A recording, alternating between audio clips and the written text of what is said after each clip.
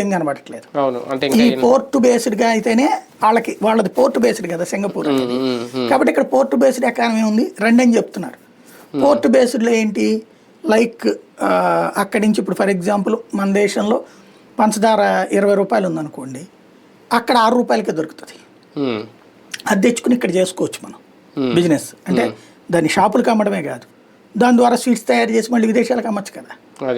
అంటే ఆ ఆధారిత పరిశ్రమలు లైక్ బంగ్లాదేశ్లో పత్తి దొరికింది, ఆ పత్తి తీసుకుని ఇక్కడ తీసుకొచ్చుకుని మన దేశంలో కూడా పత్తి ఉంటుంది, కలిపేసేసి ఇక్కడ కాటన్ తయారు చేయొచ్చు కదా, బట్టలు తయారు చేయొచ్చు కదా, చేసి ఎక్స్పోర్ట్ చేస్తాం పోర్ట్ ఏరియా అంటే. అలాంటి ఇండస్ట్రీస్ రావాలంటే ఆ ఇండస్ట్రీస్ ఎవడైతే పెట్టుబడి పెట్టగలడో వాళ్ళు సింగపూర్కి, అంటే ఇప్పుడు వెరీ సింపుల్ ఈజీగా అర్థమయ్యే భాషలో చెప్పాలంటే కన్సల్టెన్సీస్, మనకి జాబ్స్ కన్సల్టెన్సీస్ ఉంటాయి. వాళ్ళు ఏం చేస్తారు, మన దగ్గర ఉన్నటువంటి అన్నీ కూడా సియులు వాళ్ళ దగ్గర పెట్టుకుంటారు. సివిలు తీసుకుని వాళ్ళ దగ్గర పెట్టుకుని ఎవరైతే ఆ సదర్ కంపెనీ అడుగుతుంది నాకు ఈ రిక్వైర్మెంట్ కావాలని, అడిగినప్పుడు ఆ రిక్వైర్మెంట్ ఉన్నట్టు ఆ తరహా లక్షణాలు ఉన్నటువంటి 10 పంపిస్తుంది ఆ కంపెనీకి.